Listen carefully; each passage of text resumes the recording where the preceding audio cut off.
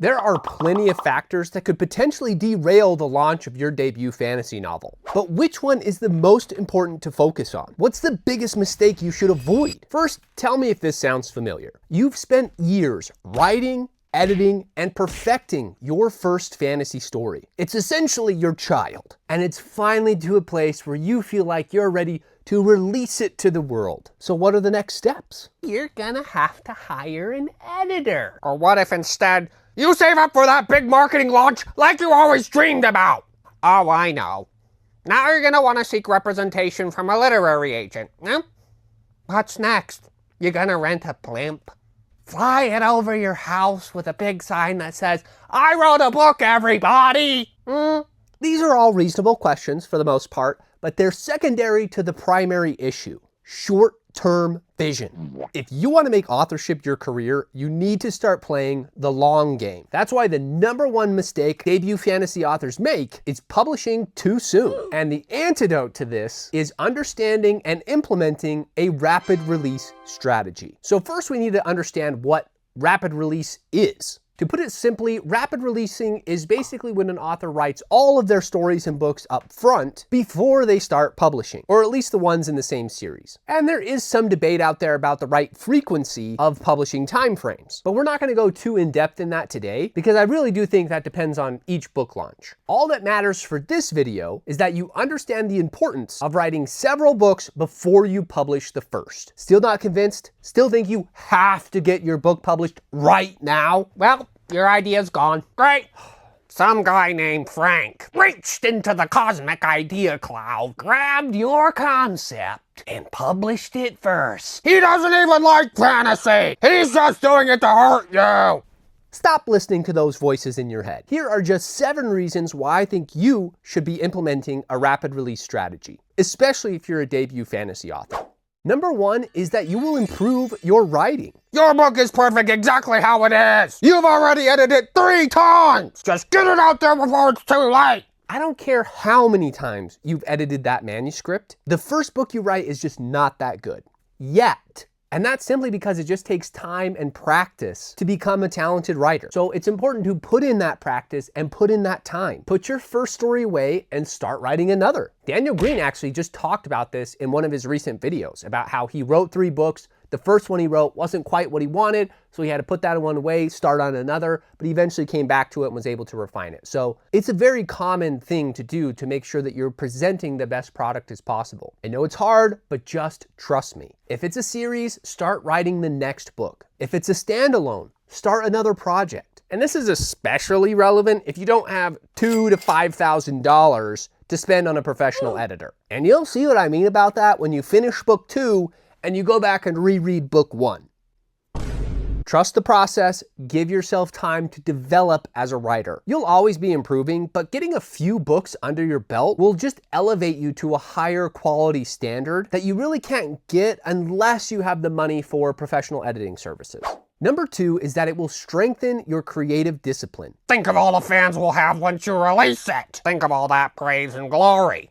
Validation is like a drug. When you have people that read your book and they tell you that they want more and that it's the best thing they've ever read, it's natural for you to want to pursue that validation and that praise from external sources. And a lot of times that helps with motivation, so it's not a bad thing, especially because it kind of proves that your writing is resonating with the audiences that you want. But let me flip the table. What happens when you release it and nobody buys it?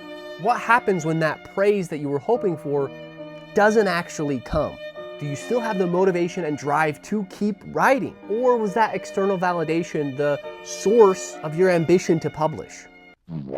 If so, a career as an author might not be the right endeavor for you. The reality is very few indie authors actually become financially secure from their writing pursuits. It takes a combination of high quality writing, a unique premise, and honestly luck to just break through all of the noise. Writing an entire series or multiple books, if it's a standalone, kind of forces you to write the story that you want to tell, rather than getting so much influence from external validation. Developing that patience and resilience and diligence is something that will always pay off. If you can strengthen your internal commitment to be more valuable than external praise, you're creating a lifelong habit that will keep you happy as an author no matter how your book is received. Number 3 is that you'll be able to maintain your story continuity. No one's gonna notice if you tweak things as you go. Don't worry about it! I don't care how good you are at plotting, your story will evolve as you write the story. Characters might make different choices as you get to know them better. Magic might need to be adjusted based off of new discoveries. Do you really want to be trapped by the constraints of your first book before you had a chance to really explore the world? I don't think so. If you're writing a series, I'm telling you right now, things are going to change. You might want to add in more foreshadowing. You might want to hint better at certain character arcs. You might even gain a better understanding of the history or the politics that are going on. Because you haven't published your first book, it's easy to go back and make those tweaks along those rest of your series. And it's gonna make it that much more satisfying and amazing of an experience when a reader finishes that series. The fourth thing is to just build reader trust. There's nothing that's gonna stop you from finishing the series. It's not like you'll end up like Brothfuss or Martin. Okay? When I made that video a while back about why people don't read self-published fantasy, one of the main concerns that people had was just the fact that they would find an indie author, they would like their books, but then they would stop writing and they would never get to finish that story. And there's a lot of reasons for this. For most authors, writing is just a side hustle. Things might get busy with work or family, and finding time to write gets harder and harder, especially when there's not really a financial benefit, which is why reason number 2 is so important. When you can finish a series before you start publishing, you can guarantee that you will deliver on your promise to the reader. You can prove to them that they can trust you. In marketing, they always tell you that it's like 7 times more expensive to acquire a new customer as it is to retain an existing one. Make sure you're delivering on your promises to your existing readers, and it will naturally lead to growth over time.